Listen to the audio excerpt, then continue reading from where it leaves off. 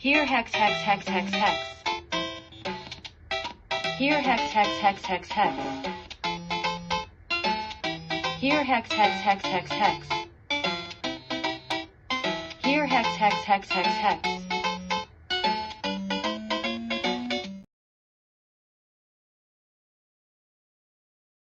Hey, welcome everybody to another Hex Guild episode. What is up, Daraj? I'm hitting unmic unmute at the same time he's hitting it. So, what is today? It is the 1st of February over here. I've got all sorts of shit to say. I could give you all sorts of Hex community updates.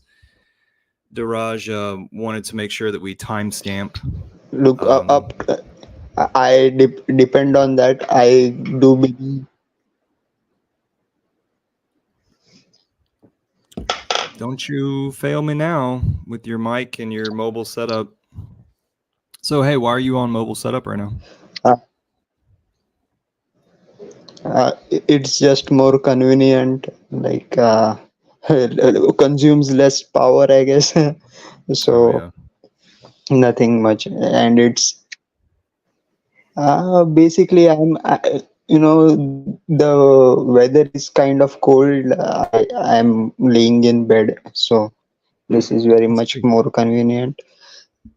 But enough, I do believe most people who log into the Hex Guild stream jo- uh, don't want me to be talking much. I will hand it over to you. Please So, hey, continue. I will give my expert comments whenever or if needed. whenever you want to interrupt me. So, hey, let's talk about what has changed on the Telegram group. Just recently, we found the button where we could toggle it so that we can create topics. So now if you go to the Hex Guild, you're not going to see just a ton of random things inside the main chat. Instead, there is the main chat, and then there are also multiple topics over there on the left column. So things that I've added, house, land, for like land buying, house for architecture, interesting ideas, tiny homes, whatever. Revolution was one of them. Fake was another one. So put all your COVID crap there. Daraj, what was one that you added? HOA added one that was treasuries. So we could talk about the treasury there and treasury ideas. I think Daraj added live streams, so we could couple all those things. So yeah, guys, if you're active inside the chat, there's this cool little way to categorize all the things that we put in there, and it's actually pretty exciting. And then you can add a little emoji to stand for your stuff. So the only one that's like not really exactly aligned would be the crown, the king crown that I put on land. I saw Crypto Truth was in the chat. Welcome, man. Hope you're doing well over there. He's live in the flea market. Sweet. All right. Well, let me throw a link in case he wants to hop in. So Daraj wanted me to talk about Paul Wheaton's recent land consulting that he did live. I wasn't exactly prepared, but I will pull up some of the notes. Oh my goodness. I dragged it over to my other screen and now it's all zoomed in. That's not going to work. That's not good. So Finbear found a recent Paul Wheaton video, and he reviews this lady's piece of property that's down in Southern California. It's a little bit arid over there. It's 70 miles outside of LA, inland. And so she said, like, yeah, they experience fog, hardly ever, but they do. The back portion of the property, there is a dry low spot between her and other properties. So it's got a little bit of trees back there, and that's where the water vacates the entire neighborhood. She has a neighbor on what looked to be her northwestern side, and then she bought the property on her southeastern side. So that property that I'm talking about, her buying, was 2.5 acres.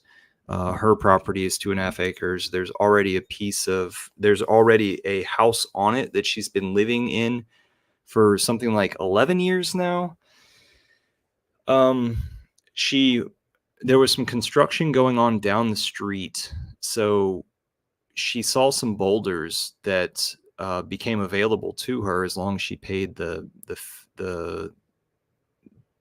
transport of them. So they picked them up, put them on a trailer, and brought them over to her place and unloaded them.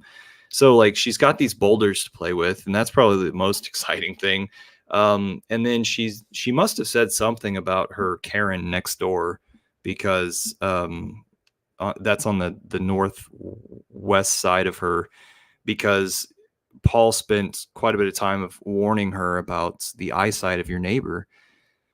If it is that you're going to make like huge elevation changes to your property, you might want to shield from the neighbor. And Paul Wheaton's idea is always build a big berm, stack soil at least 7 feet tall, and like attempt to make it 13 feet tall. And how could you get it actually that tall? You could put wood in it. You could structure it. And often this is like not fertile topsoil, but like dirt. So we in permaculture and I don't know, gardening, classify different types of dirt. There's soil, there's topsoil, there's dead dirt. Then there's rock, and then different contents within soil. So sand, loam, clay. So let me go figure out some more things to talk about on that. There was some elevation change. She already had all the interior structures that she could need. It looked like her husband was just giving her free rein. So it was just her and Paul on the call. Excuse me, because I'm just quite a bit tired. I've got my days and nights mixed up. So after this, I'm probably going to crash, but I've got a little bit of coffee, so maybe I'll crash at noon or something. So if I seem a little bit out of whack, or if I miss a word, that's why. And I don't know when Duraj is gonna jump in and correct me on something. I think he might be waiting for me to stub my toe on something, but let's see. And I'm on Thin Bear's carnivore diet right now, and I'm feeling fucking great. Like, look at my skin. Like everything's awesome. I'm not bloated in the eyes. I'm pretty lean down here, and I'm not really working out that much. My truck's been in the shop for a while, so I've been doing my bike, and that's enough cardio for me. Looks like Duraj is coming and going, I guess. So I hope this is entertaining enough. You can just go to the chat to see the pictures of, well, let's do this. No, I can't. It magnifies. For some reason, Telegram magnifies whenever I go to my other screen. Okay. So personally, I think that Paul could do more whenever it is that he consults. So let me give you my background with Paul. Paul's a retired software engineer. or at least he's pulled out of being a software engineer over there on the West Coast. And he had, while he was still in software engineering consulting and stuff, he had experienced gardening and understood that gardening is systems. Nature is systems, just like software is, you know? So he figured out how to like manipulate nature, and it really intrigued him. So eventually he bought a piece of property. Then he started experiencing community problems like neighbors and stuff like that. And eventually he decided that he was going to buy a piece of property and start building all the interesting things that were in his head. So I think he was like on a piece of property whenever I found him, and he had a lady friend at the time, Jocelyn, awesome gal. Thank you so much for everything that you've inspired me toward, Jocelyn. You're quite the woman. So when I found Paul, he was doing podcasts, and it was called Homesteading with Paul Wheaton or something like that. Permaculture and Homesteading with Paul Wheaton. I'm getting a little bit of feedback. So I found him while I was working a 9-to-5 job, and I was stuck on a computer. And this was like pre-COVID stuff by 10 years, you know? So I was stuck at work. So I would just like put in my earphones, and Paul influenced me because I'm also a man who loves systems. So he basically taught me like best practices. He taught me ways of thinking about mathematics with the systems, and how to like basically just identifying the different elements that you could work with, the puzzle pieces that you could work with to create a living system. And I was influenced by like at least 10 other podcasts at the time. We're talking like Mike Adams with the Natural News magazine or network. He started getting popular lately, actually, but back then he was nobody. Alan Watt, not to be confused with Alan Watts. So Alan Watt ran the Cutting Through the Matrix, and supposedly before COVID they knocked him off. He was up in Canada, and I can't confirm that, but that's what the website says, and it's a sad bit, but you can still get his recorded audios on YouTube and podcast format, recirculating, republished, and stuff like that. So I was well aware of things back then because of somebody like Alan. So you know, Alan was a guy that you could pen pal if you wanted to, and I didn't bother him much, but I did have that exchange. So Paul was another one of these guys that influenced me, like a young man that's looking for answers on the internet, you know. And so when it was that I was saying to myself, like, I've got enough money and I've got enough silver and gold, I'm gonna jump fucking ship.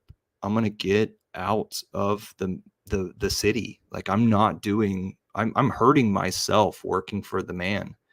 My health was decreasing, you know, because of slaving. So and I had skin conditions that had popped up because I wasn't paying attention to myself enough. And then the pills to get rid of the skin condition were very, very expensive. But yet, you know, if like I knew that there was a natural solution to the skin condition. Okay. And if you stay on board and you continue with the skin condition, you have to have the health care of the overall system. Otherwise, those pills were too expensive. So you know where I'm going with this. I had to make major changes. And at one point, I had a little bit of a shift in my spine that basically I'm still dealing with. Um, but like, don't feel sorry for me. Don't cry for me, Hexaco. Everything's great. But that was just another one of those things where I was killing my body, being at a computer all freaking day, working overtime in order to make that time and a half, $1.50, and life-changing wealth. You know, that wasn't anything close. I was just trying to get by and change what I was doing, change uh, change my access to things. I just wanted to learn more, and so I know what a lot of you young Hexicans are dealing with.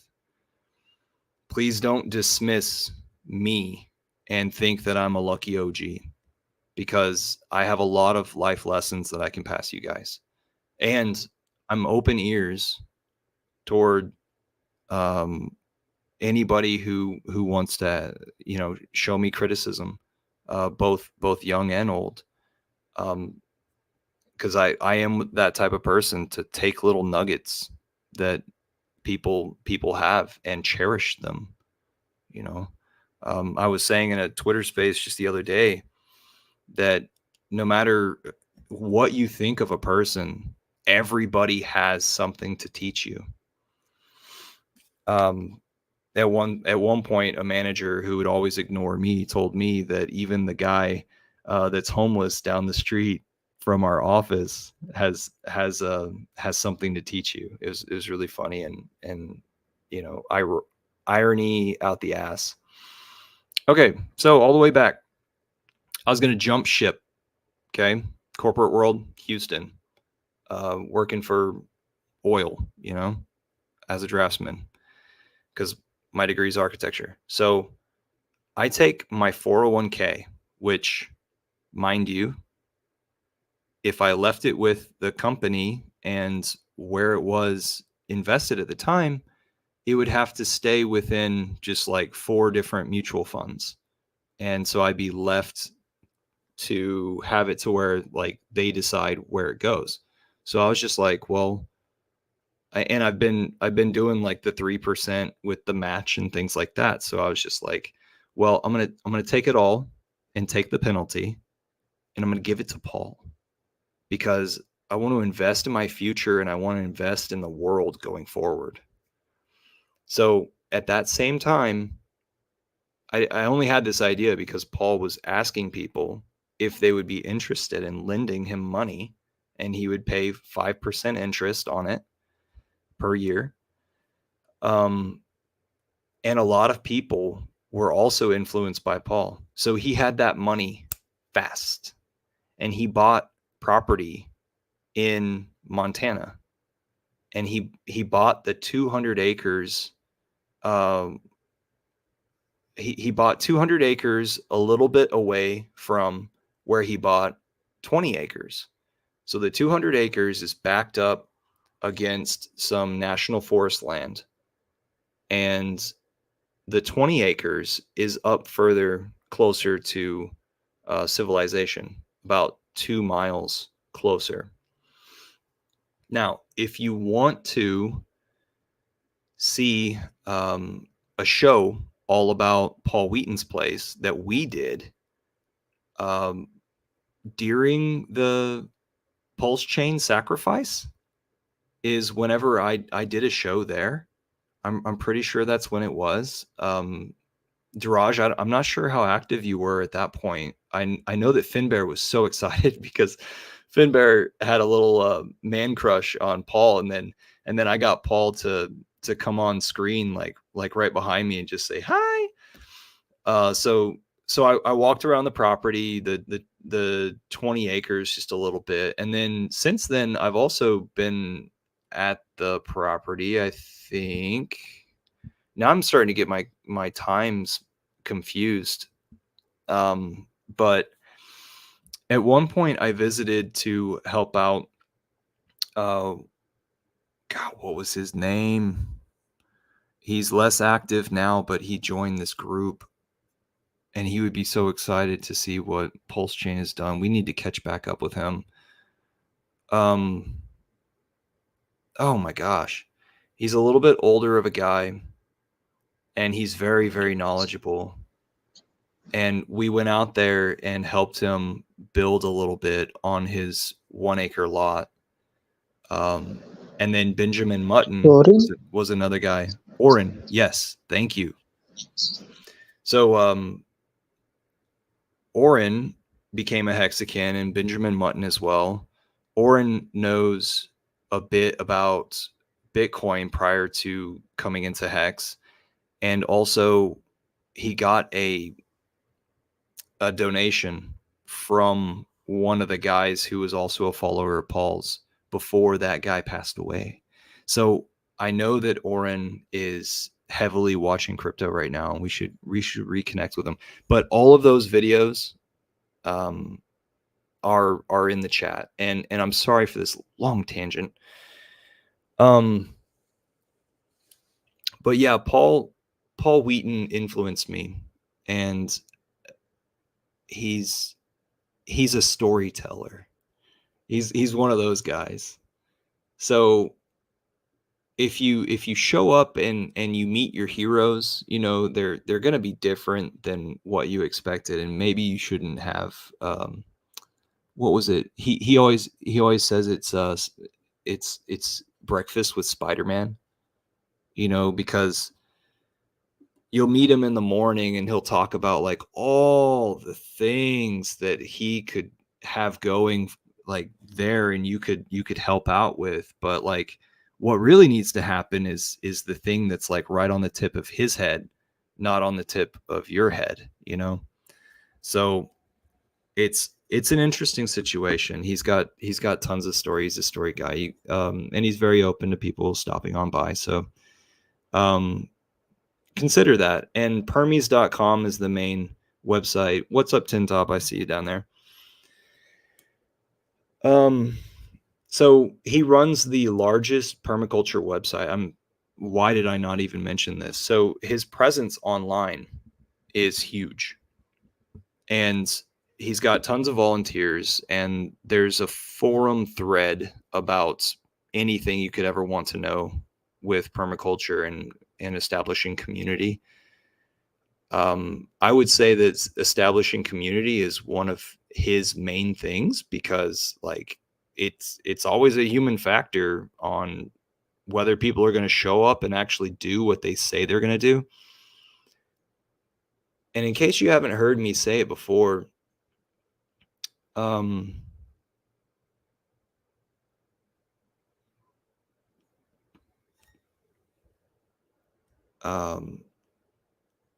he always needs to maintain being a dictator on his piece of property, because there always needs to be somebody in charge and responsible when it comes to the squeeze between the law and new innovative ideas and groupings of people.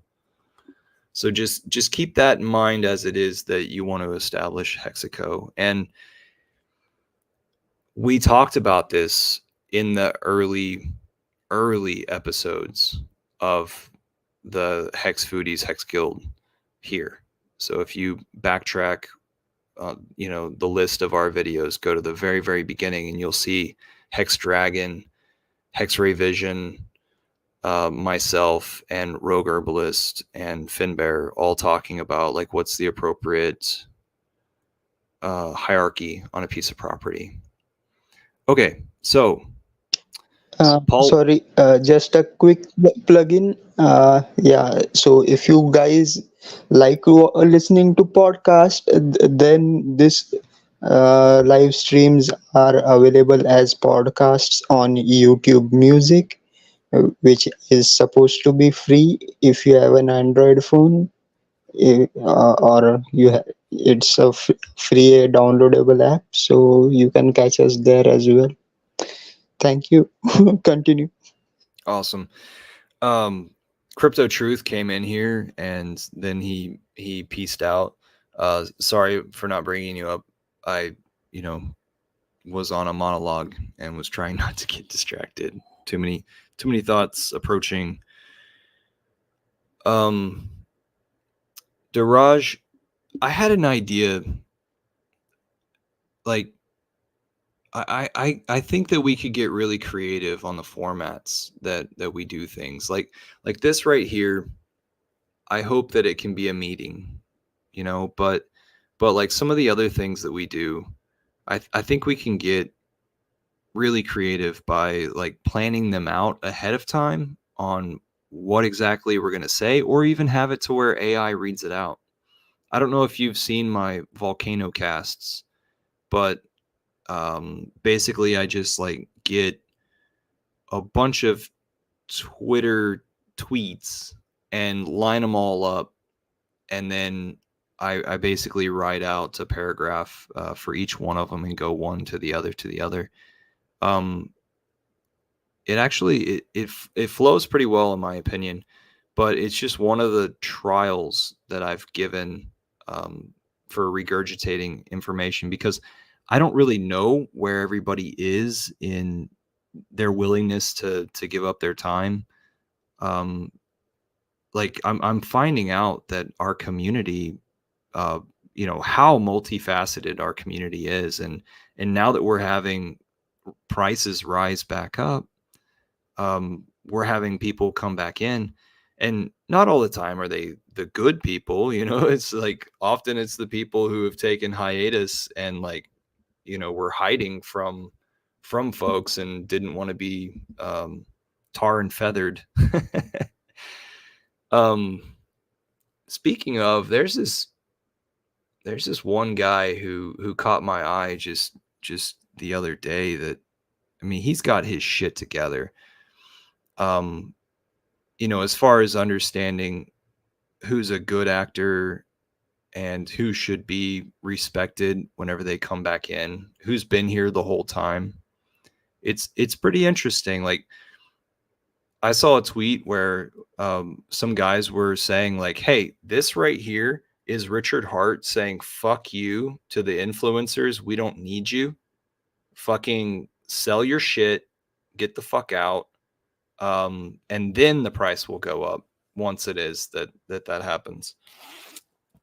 You got any ideas for that? Because I know that you talk about that every once in a while, and I know that you feel the same fucking way that I do.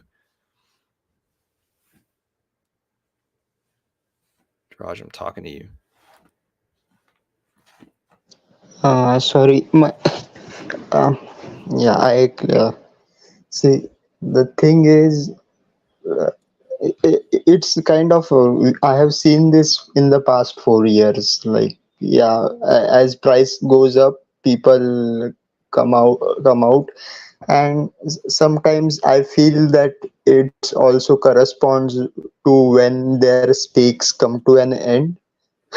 Or there are certain influencers I know, for like, they themselves tell that, yeah, once a year I take out profit for the whole year. So you can judge by the time they stream that, yeah, this was probably the time they sold. um, so it's normal. And in, I guess, somebody was saying this, like, yeah, crypto is a solo sport, so each man for himself is how it is played. But it doesn't have to be that way. And I hope people have, like, the thing have learned that, yeah, not everybody is a good actor. And if like, should I be naming names? Yeah, I guess Yeah. Armstrong. I hate that guy's guts. Like, I hope he. No, I won't Bit like boy? think bad about anyone. But Bid Boy, like, no, he's not a good actor. It's only because he has been rejected by the entire crypto community that he started shilling Hex. And because, yeah, Hexicans welcome everyone with open arms. and people take advantage of it.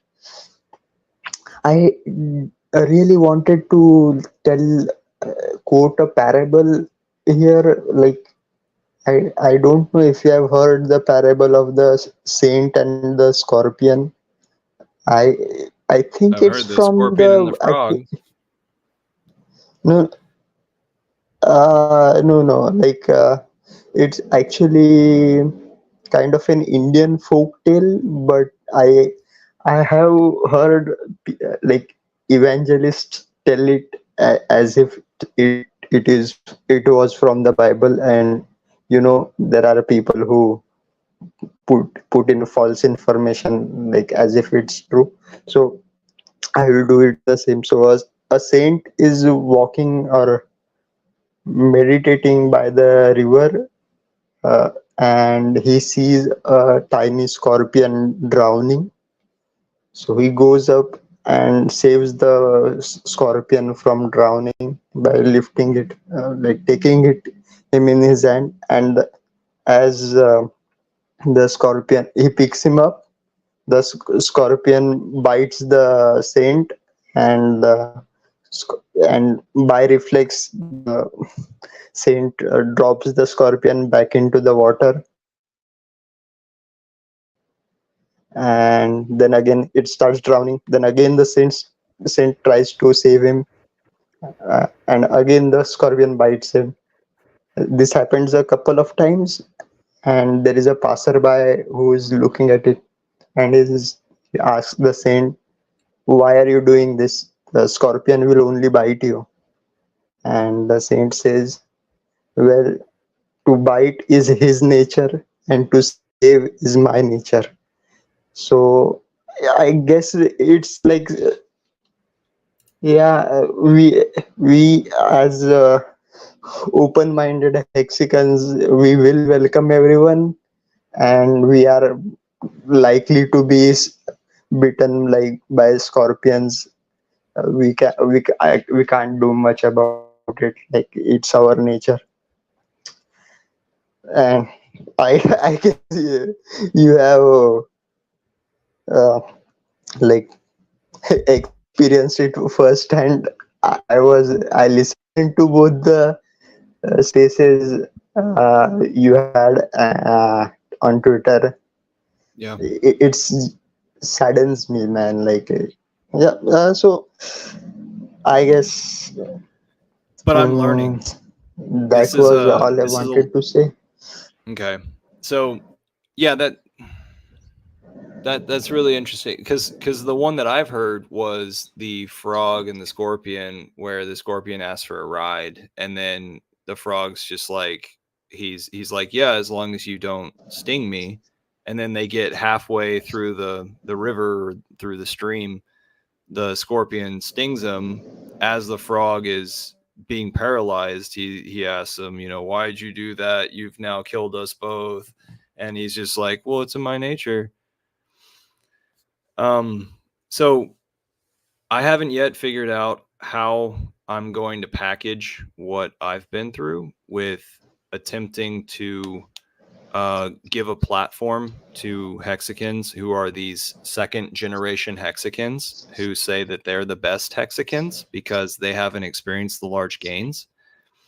Duraj and I would be, and I'm not limiting it only to Duraj and I, but we would be an example of the first round of Hexicans who have experienced the gains, who want to help out people, um, who are staying true to themselves and to the community. Um, and I actually had to explain this last night on a Twitter space to Mando, of all fucking people, Mando. And like I don't expect any better from Mando, but I had to sit there and drill it into his head that it's about how a life connects to the software. The software keeps you honest. It's the truth engine. It multiplies if you stake it. That's its feature. Um, so it honors delayed gratification. So it fits. Richard says this all the time. It fits life just perfectly in this certain way. And so if you structure your life appropriately, then you will prosper with using that product. And of course, with Mando and a few of the other guys that were in the space, they were defending what I'm now calling the NFT Kool-Aid, where it's like it's just the fad of the time. I don't care whose fucking money I'm taking. I can get exponential gains if I get lucky or if I put in at a certain time. If something pops off, then like, oh guys, what's your problem? I'm gonna bring it back into my plan is to bring it back into Hex and then stake Hex and then have my ladder after that. I wouldn't be able to have that had I not, or to that extent had I not been a part of this. So, I understand that, but we do create the Hex spaces in order to teach and talk about the system at hand. Um, so as far as the second gen hexagons, I've learned a little bit of a lesson, and Daraj is pointing that out. And I'm not exactly sure how I'm going to package it. I've recorded a space or two spaces with me and Trap having an exchange because I needed to document, because Trap was continuing to hit up my cell phone and say that I had screwed up a good thing. And so over there on my Hex Futures channel, which I have advertised here before, and shit, that was like one of the topics recently whenever I was doing a monologue. No longer will we have a Trap Gravity show and a Kef show. Sorry to say that. I'm going to pivot or do something going forward. I've been trying to figure out some things as well as like analyzing world events, and so that's why I haven't released anything on that channel in probably a week. But I am being advised by one person to just like not go any further in publishing anything about the drama. But I also haven't had one person give me a negative uh, comment or a negative message at all. Like everybody understands where I stood, and I think that it was very clear. And like I gave people an opportunity, and they faltered in one way or another. So I'm gonna leave it at that for right now. Daraj, do you want to brush over that, or should we go back to Paul Wheaton? Like, yeah, just I wanted to say that yes, I am a OG Hexagon, and I guess like the second generation never saw the real gains we saw. Also, they didn't see the 95% drops that we saw, and we had no track record of Hex doing anything. So that pain, like shilling Hex in the early days, oh my god, like, and I tried to do that in person at a crypto conference, and everybody is looking at me as if I'm trying to steal their kidney. uh, it was a like that level you won't get.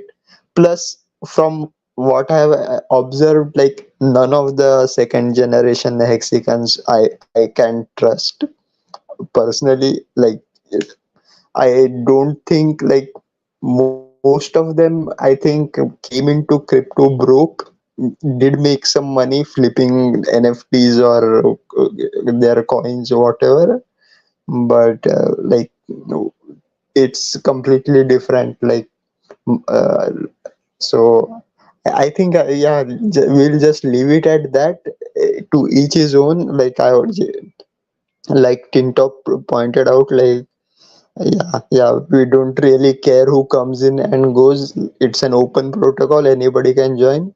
We are here for 15 years. I hold the guild treasury HSI for 15 years, which is why I took that. Like I am the only person I can trust with that 15-year stake. That's So hilarious. Because I took note right when you said, like, I'll take the longest one. I was just like, Daraj, you're taking the exciting one? Come on.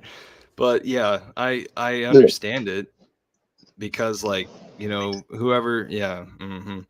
So there's Tin Top said something right there. Like you touched on it, but he says that they won't last 15 years if their heart isn't in it. Um, and if their life isn't aligned is what he's saying.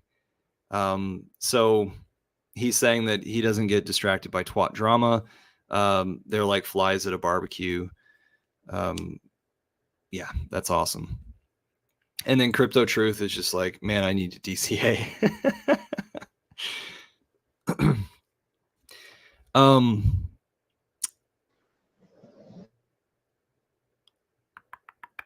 yeah, the Paul Wheaton stuff.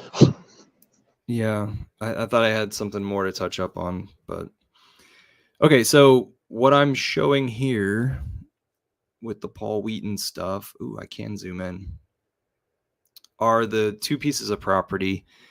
This one here, where my cursor, the one sitting in the middle of the screen, there's the yellow outline is the property line.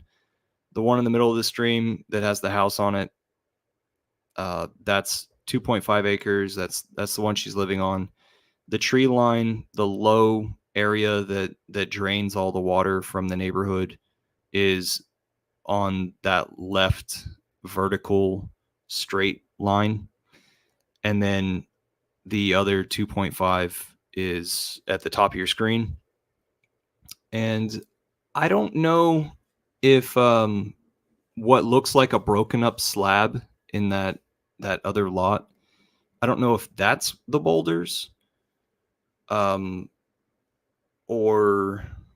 well, I guess I could just look in these smaller images. It just looks like they've got tons of rock, they've got tons of resources to work with, and not necessarily did the rock come out of their ground.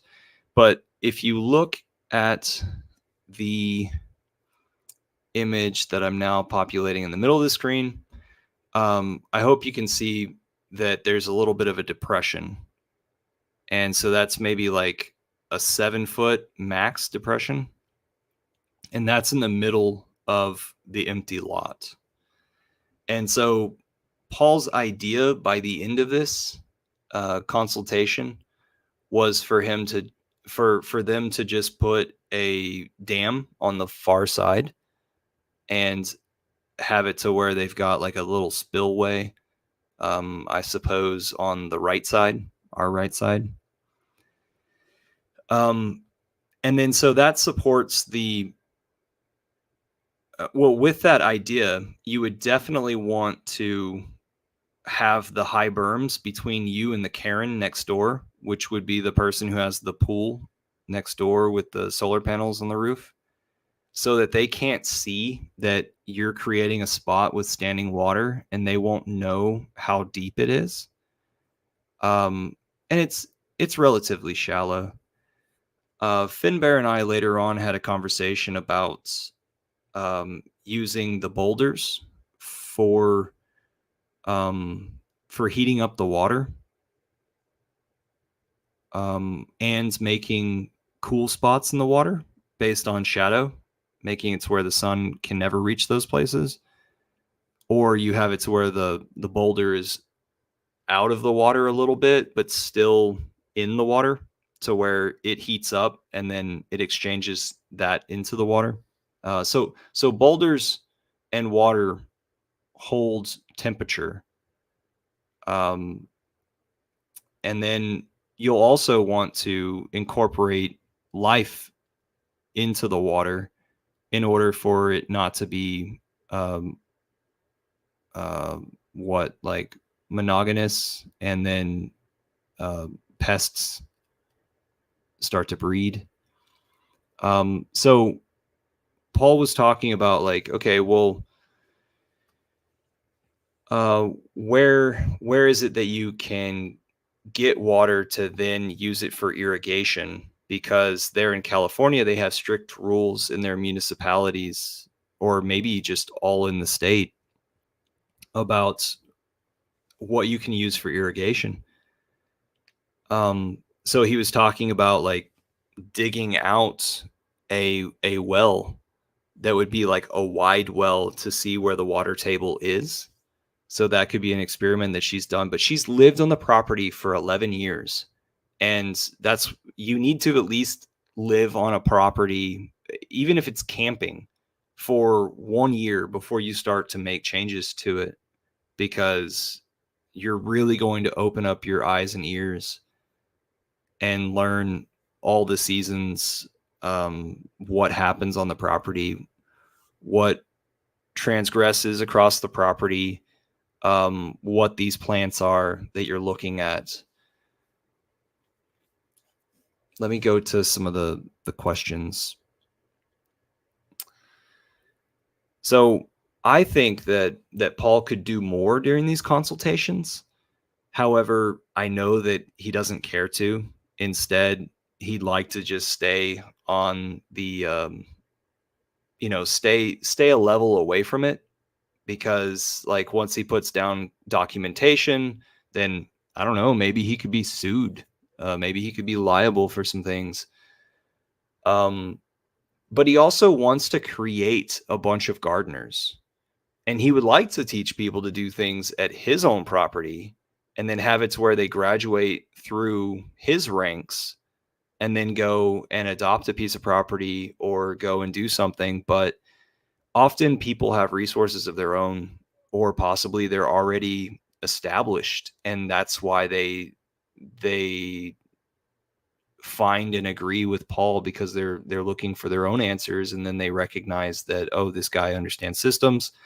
I too see this in my own property, but I'm not going to leave my own property, because like these people who build homesteads, they're building something for their future. You know, it's like having a sailboat and maintaining that out at sea. You're going to work on your own shit, and you're going to make your shit better because you have all these ideas that you can work on. Why would you go to some guy's place where I'm talking about some guy being Paul, and build for him somewhere else? Instead, leave that up to the young people who don't want to go off to college and become slaves. And that's literally what my 401k loan to him has ended up being a vehicle for, is a bunch of young people who don't really have direction but have interest and the will, and they use his place as an academia. They use it as a college. It's really quite interesting. All right, so I say I think that Paul could just do a little painting overlay instead of just being so generic, because Paul actually doesn't run his own live streams. Instead, he's got one of the guys in the background, one of the volunteers in the background running it. So he's giving like direction and saying like, oh, wait, stop. That photo right there. No, back one. Yeah, that one. See this stuff. So I think that they could do it just a little bit better. And I mean, even Jitsi, provided by, what is that, Google, allows you to have a whiteboard, and you could probably bring in images on top of that. I don't know, that actually might be something that we could be interested in, Duraj, is using Jitsi for these. So these are things that I see in no particular order. There's 12 inches of yearly rain that cannot be collected on the roof because of their silly laws over there in California. And the reason why they want that is because it's an arid area, and they want it to they want the water to naturally find the aquifer below, so that it can then go into other areas where the municipalities are already approved to pump it out. There's elevation change on the property, which is very important, so that you have stuff to work with. So you can manipulate the runoff. So what this lady's able to do is she's able to manipulate the water that naturally finds its way leaving the neighborhood. So she might be able to trail it off towards her place a little bit, and then pocket it here and there. And she was saying that her son planted a tree whenever he was a little bit younger and living in their house over there toward that tree line. And there for a little while, they took some water from that low spot and would bring it up in buckets, and they also mulched around it. And once it got established, it was doing really well. And so you might be able to see it. Yeah, you can see it right in the middle of this, the low spot depression one. So on the far side of that depression, it's a little bit elevated on the edge, the back edge. Okay, what is her name? So I'll stop calling her Lady. Janelle? Janet? Janelle. Cool. Going forward with my notes. So if she talked about like how whenever she moved to the property 11 years ago, there were a lot of frogs, and how like over time, these frogs disappeared. And that's a tall tale sign that you have poisoned the environment with human deeds, most likely. And so she made a remark that she thinks it's because of fire retardant spray that they put down. I don't know if that was during like the famous California fires a few years ago or not, but that was her suspicion. So Paul was saying that like, hey, if you're able to bring back the frogs, then you're able to witness at what level you're bringing back the organics. And that's because the amphibians breathe so much through their skin that they're highly susceptible to stuff. In the back of my mind, I'm thinking about here at my hometown, how my dad, that this is my dad's hometown. And he told me back when he was youth, the horned frogs were all over the place and they were fucking annoying. And now there's hardly any. I see him smashed in the road every once in a while, trying to come or go from my little property here. But yeah, we've basically poisoned them out. Were you going to say something, Duraj? No, I was going to say like the old who is that Alex Jones meme, like they are turning frogs gay Yeah. with the chemicals. But yeah, these are, I think they are called indicator species. Like if they are present, then you are probably living in a good environment. So this could be, there are multiple factors, not just chemicals. Like in general, if there is even maybe they are having pesticides on nearby uh, uh, growth, and no insects, so no frogs, no food for frogs, so no frogs. It can be multifactorial anyway. Anyways, no, the thing was, I was thinking like, like because Paul Wheaton is a great guy, but sometimes I feel that what's that saying, like when you have a hammer, every problem looks like a nail. So I do sometimes have a feeling like he is trying, like his like his solutions were very generic. Yeah, I guess he didn't want to be very specific, but I touched on that earlier. so It's almost like he was wanting to create gardeners who thought for themselves rather than giving specific solutions and applying, pen to paper. Because we have these tools where he can just go and marker up over the top of these images, but he chose not to. So Finbear looks like he's active in the chat, and I'm just like, hey, dude, you know that we're live? That was 30 minutes ago. Okay, yeah. continuing. Oh, that's nice. It saves my spot. Sweet. When you flip from topic to topic, it saves your scrolling spot. I've got a note here about the neighbor and the height, recognizing the height to shield yourself from the neighbor viewing, because if you apply the high berms first, then you have it to where like your neighbor's not conveniently spying on you.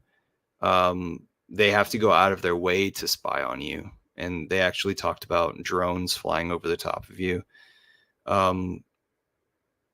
And just somebody who doesn't mind their business.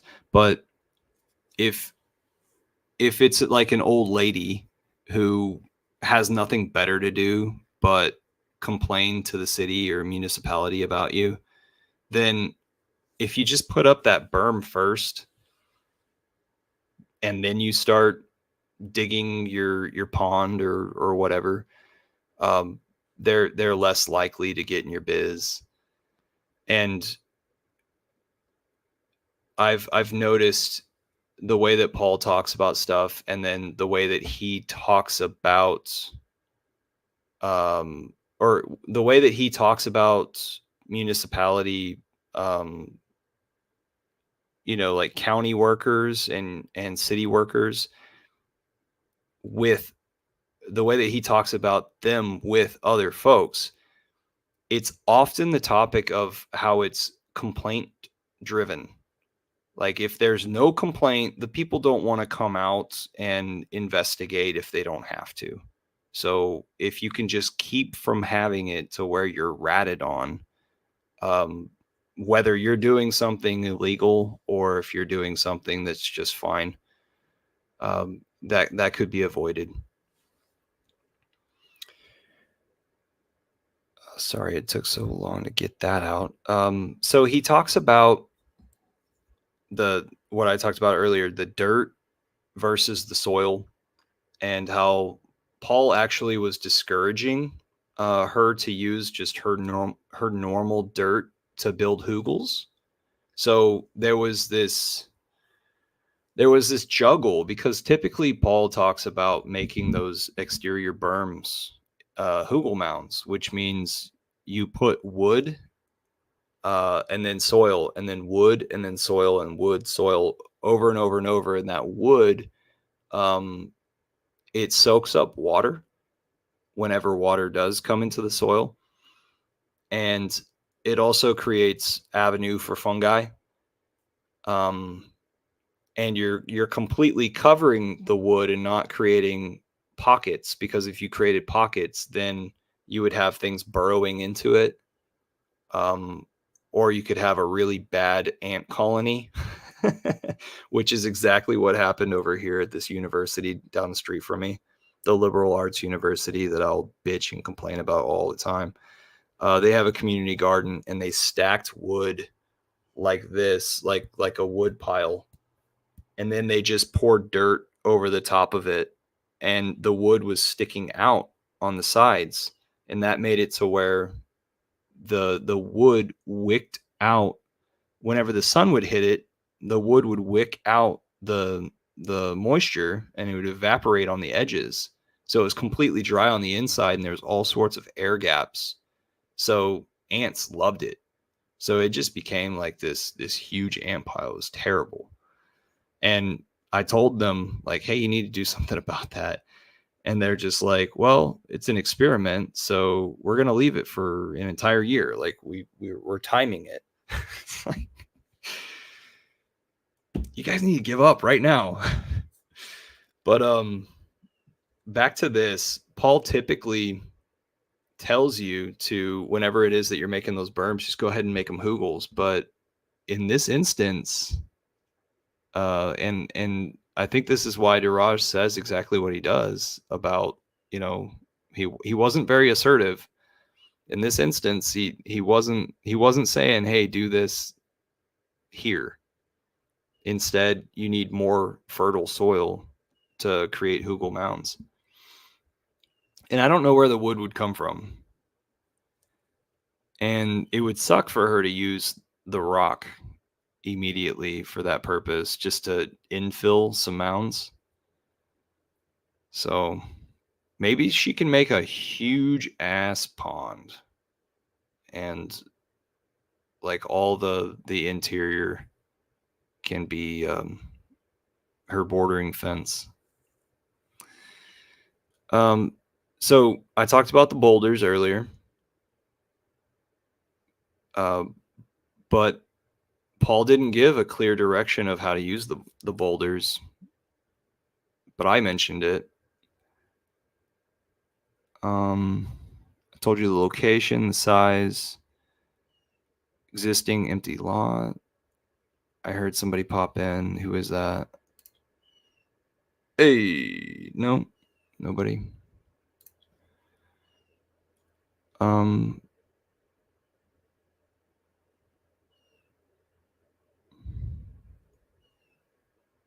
So you could implement microclimates based on the elevation change. And Janelle had already witnessed microclimates because she's been there for so long. She recognizes what trees turn during what times of the year, and how some of them are delayed, or some of them are delayed, and then some of them do things early. So that's really interesting.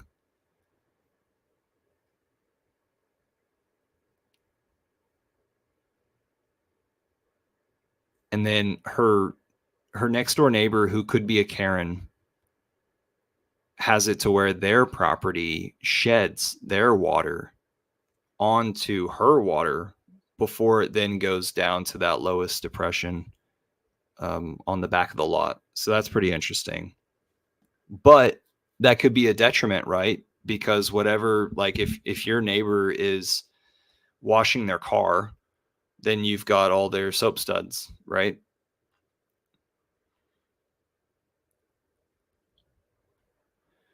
Ooh.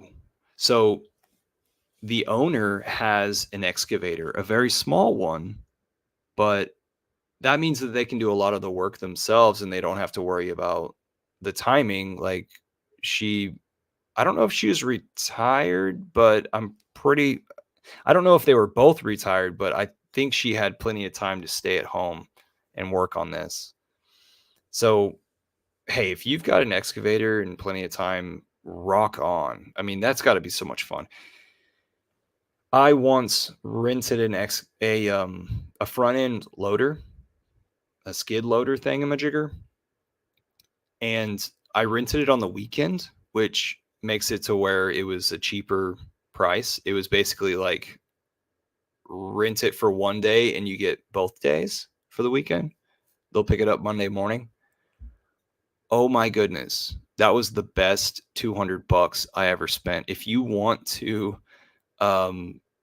if you want to experience like something that's kind of like a roller coaster, that's what the front end loader ended up being like. I was over there in the community garden before we had started, and I was just tearing that shit up, stacking the sand in one spot, the topsoil in the other, clay over here, um, uh, kind of rocky stuff. I couldn't really get the rocks separate, but just having a lot of fun organizing the soil before then putting it all in the places that I wanted it.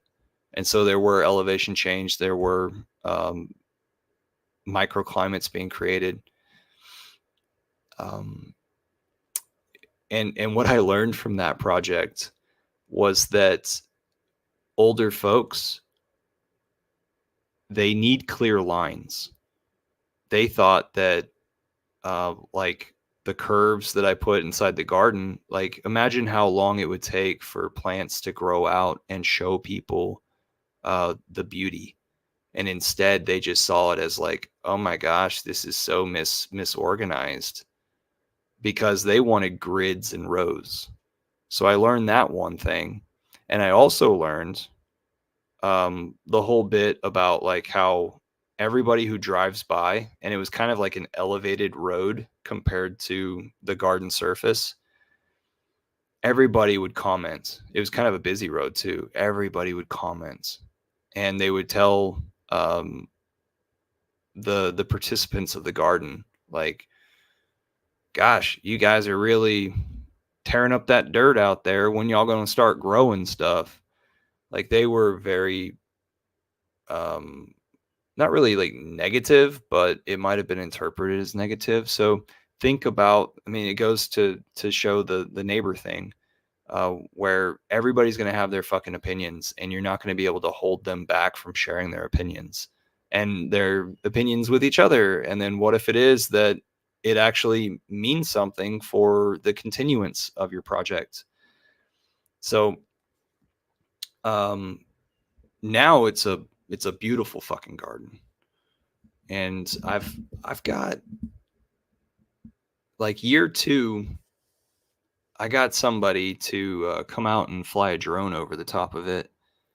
And like I've got like this little advertised video that's only like a minute and a half, because we used to have work parties out there, and so I made sure that the drone came out whenever the work parties were there. It was pretty cool. So I'll post that in the chat later on, and maybe I'll go down there and take some pictures, some progress, and it really gives me peace, because it's one of the, besides what I'm on right here, it's you know, it's an accomplishment that you did something that stuck around, and it has life, and other people are experiencing it. I guess it's quite similar to architecture, except for it's living. It's living and functioning and breathing. Diraj, you want to interrupt me? No, well, we have completed our usual 1 hour. I No, think we can I have to continue continue.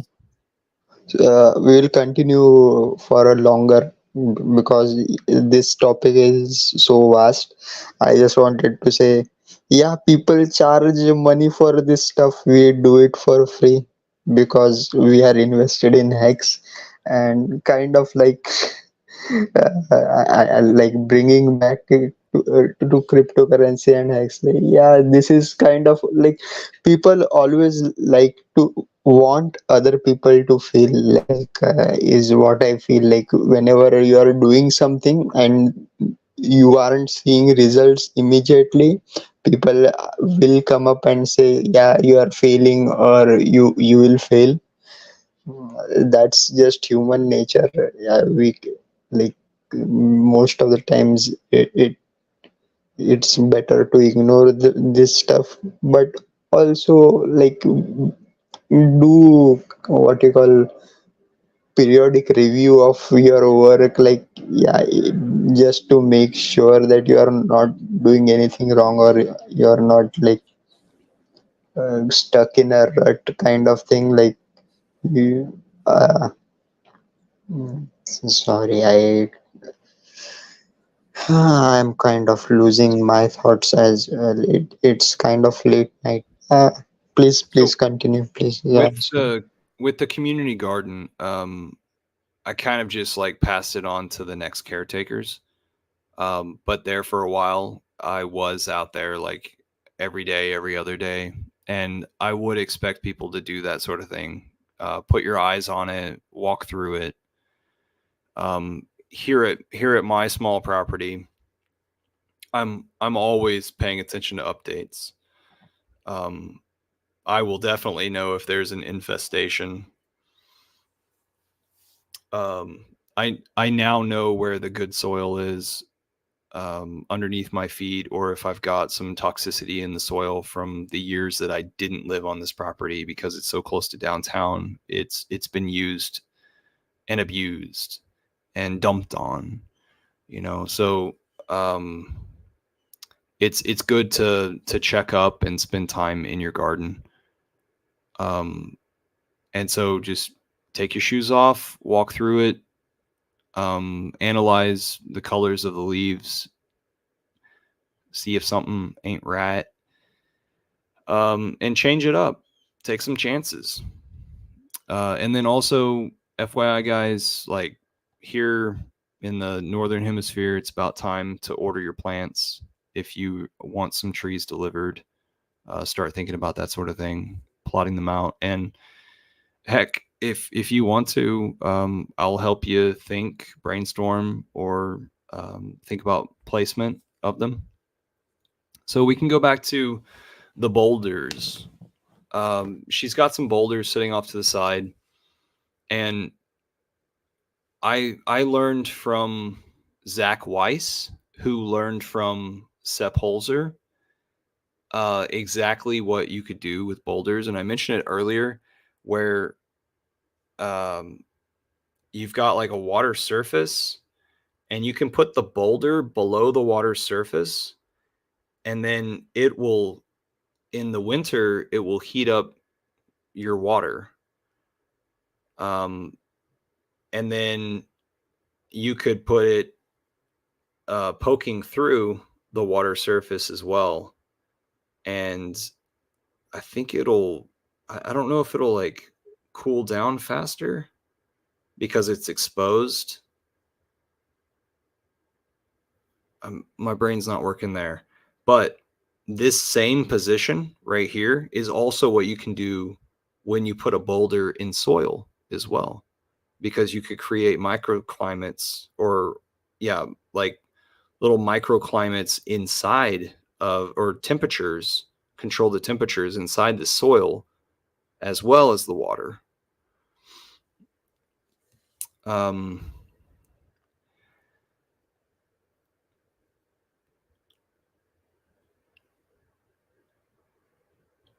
Oh, and Finbear mentions how whenever you have it below the surface of the water, it then creates the different temperatures in the water.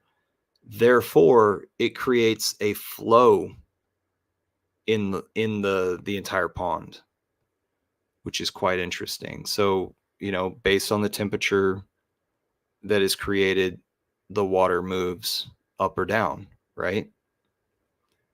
So that was a great insight that Finbear added to my comment.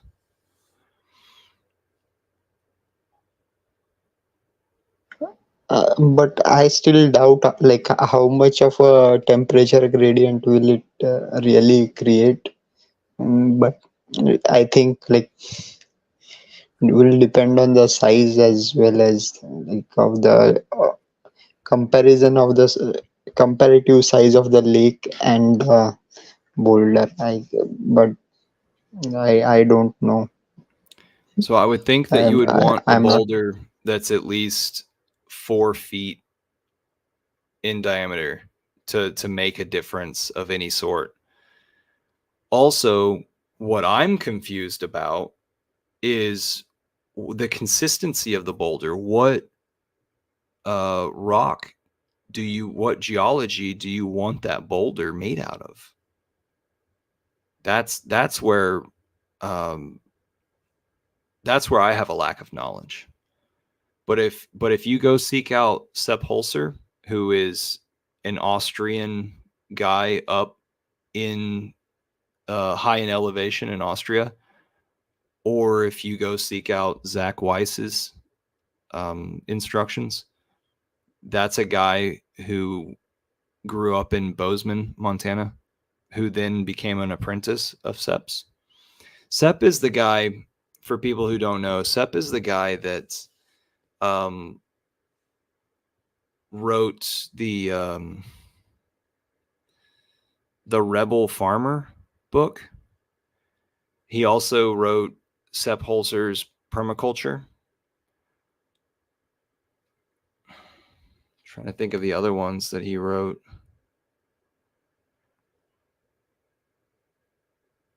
It's pretty sick how things are stacked against us. I got some of Sepp Holzer's books purchased by my local library, which is Georgetown City Library. And those things went missing. And I actually think that it was planned. Like it was sabotaged. Like the only people who can write into the local editor paper are people who talk about climate change and how we need to do something about it. And I know those people. And I got their home addresses and I wrote them, "Why are you being a fucking liar?" Because I set it up to where one of these liberal university professors sat us all down whenever I was involved with the community garden, and I was able to corral the church members of multiple churches in what was called the Interfaith Eco Network. They wanted to prove climate change. I wanted to silently sabotage it, and I did. I got the professor to get in a room and do a presentation, and then at the end of it, the professor said, "Okay, well, now that you see all the information, you know that there is no definitive proof that climate change is real, global warming is real." And everybody just like lost their shit. They were like, "I came here to hear the exact opposite. What the fuck did you just say?"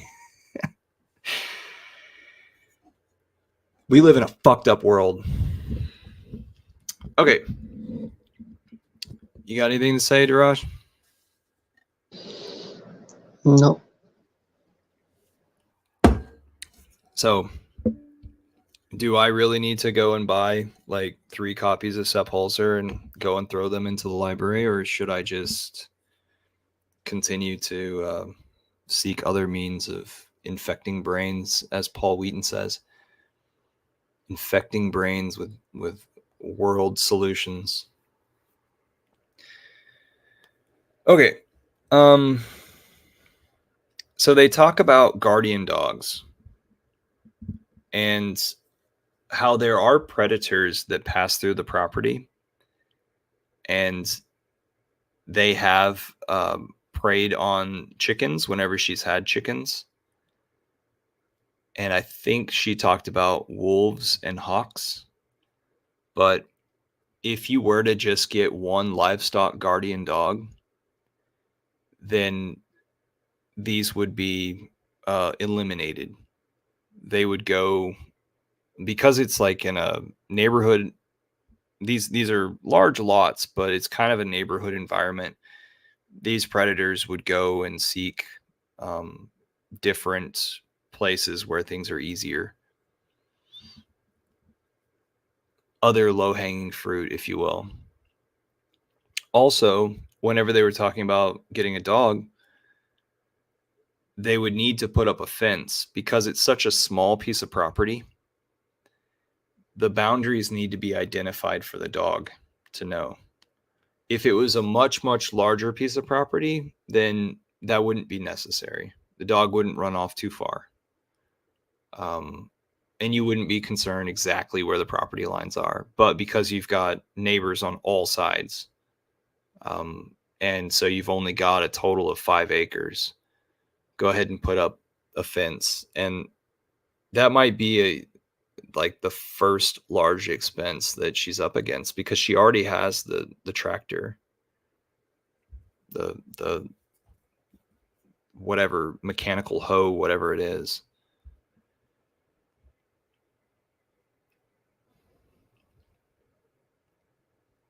And then also, don't baby your dog. Make sure that it understands that it's a work dog. Keep it outside.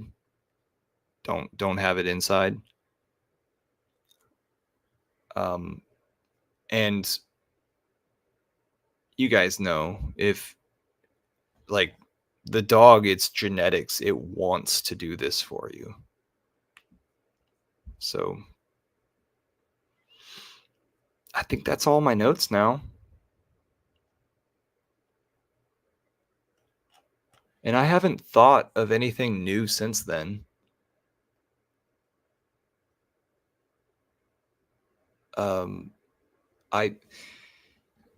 During the podcast before this, or the live stream before this, whenever they had some sort of a community meeting talking about how they were going to focus on some wood heat stuff, they had an ugly logo up in the top corner.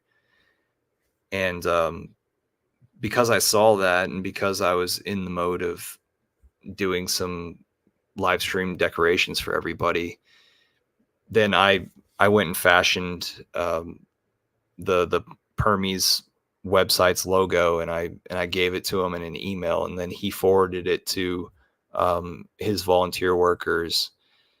And then the volunteers emailed me back and said, like, hey, thanks for that. Feel free to join us anytime. And I didn't reply to it, because had I replied to it, it was just going to be like, I had nothing to talk about. Like, what would I?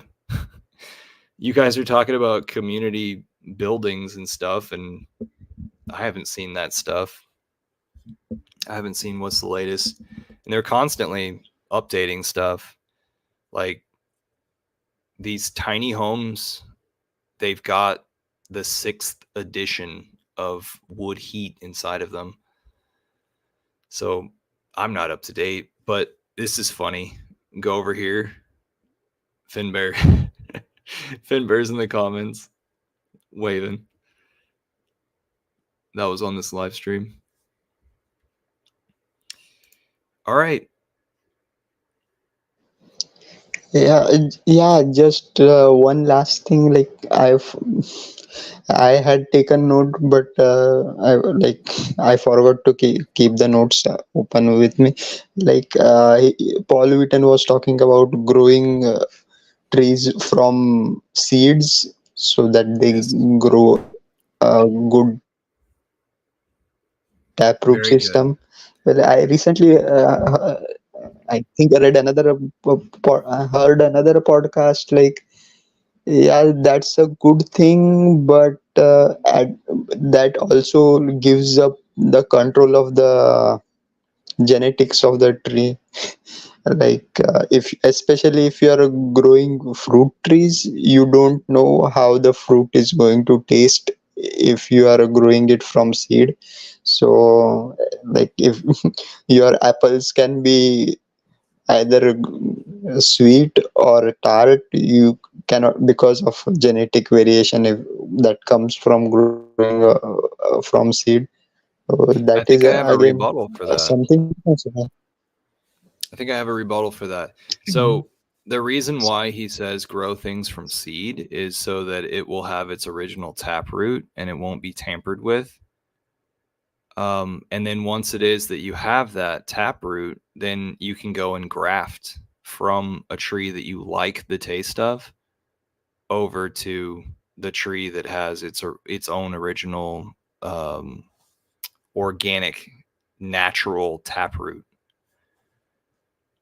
because if you're transplanting something, you're messing with the taproot. Yeah, but yeah, so So grafting, you're taking a limb off of a tree that you adore and you like the taste of, and you're putting it to meld with the main stem of something that's rooted itself from birth in that same spot. So it that proves that a tree can exist, or most likely proves that that type of tree can exist in that location naturally, and you don't have to baby it, because even adding yeah, mulch is kind of sort of babying.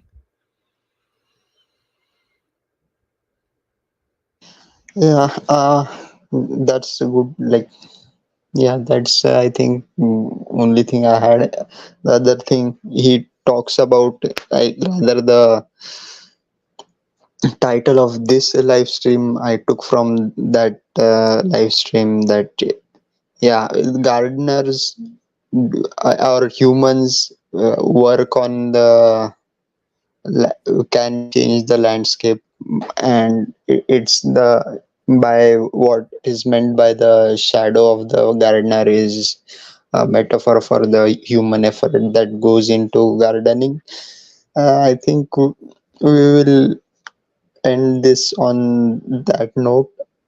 I Yeah, wanted to we touched on that talk. earlier, where it's like you need to visit and walk through and tend to recognize, observe, um, think. You're going to think creatively. You're going to witness and imagine solutions. And so my word for the last year has been manipulate. You're gonna figure out how you could manipulate nature. Um, yeah. And the thing is, I last like oh, what you call a grievance I have. Yes, we have poor viewership on this channel. Uh, Partly, I think it is there is a shadow ban. We can't do anything about it. But otherwise, how many people in the crypto community actually have land or uh, are interested in gardening? It's a very niche group, so I don't expect many people to join in, and all this talk is only useful if you are actually doing some gardening work. So anyways, that's Well, it from my end. We will see you guys next week, I guess. No, the way I look at it, though, Duraj, is we're not. I mean, like, yeah, we're trying to speak to everybody, but not everybody is, dare I say, aware enough to to have interest, aware enough to recognize the need to observe this. If I keep saying it permaculture and nature are systems, and like they're systems, and we live all within systems and cycles. So if you can slow down enough to recognize these systems, you might find similarities within human society, and just the entire world around you. um you might be able to say, like, oh, that's just like a chicken, oh, that's just like a rose plant, oh, that's just like a whatever vine. um and so I think it helps a lot with training your eye. And I also think that a lot of folks who are in crypto, they're wandering around on the internet, and they are the type of armchair quarterback, whatever, um, that watches a shit ton of videos and only acts when they're damn well ready, and does probably like 80 hours of YouTube trying to figure out what it is that they want to do to only perform for 30 minutes. And then also these folks that are inside of our community or around our community or in Pulse Chain, there's all sorts of breeds of individuals. We're not able to entice all of them. And yeah, I agree there's a shadow ban, and I actually think that there's more of a shadow ban just in the last week than, you know, the years before. I think there's another amount of crackdown that's happened. So like if I mention anything about Texas independence on Twitter, I think that I'll get worse of a shadow ban on Twitter. Like it's amazing. Somebody tweeted out about a mail package that I sent them this week, and I retweeted it, and hardly any likes. It probably got 8 likes total out of him and I mean, just absolute pathetic shit. That's good stuff. You know, it's got an image, and it's 2 people inside of a community that are followed by over 1,000 people. I'm probably at 2,500 people now.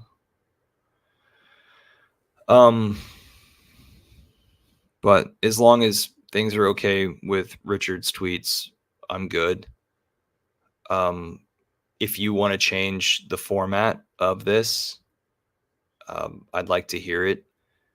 I prefer this being like a meeting, but I don't know. I'm open to whatever you. Seriously, you surprised me today on talking about this. I wasn't prepared.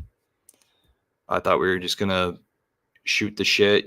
Maybe you would have 3 topics about current events in our ecosystem, and I'd be able to just cheerlead the put people in their place. Because like we are coming up, like what Tin Top was saying. He doesn't care anymore, you know, who comes in, and he knows that we're right and that we're just fine, and that people are going to come. The finances are going to come. Richard's a badass. We've already positioned ourselves quite successfully.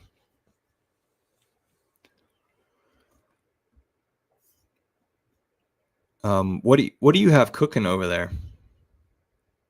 Like what do you got going on?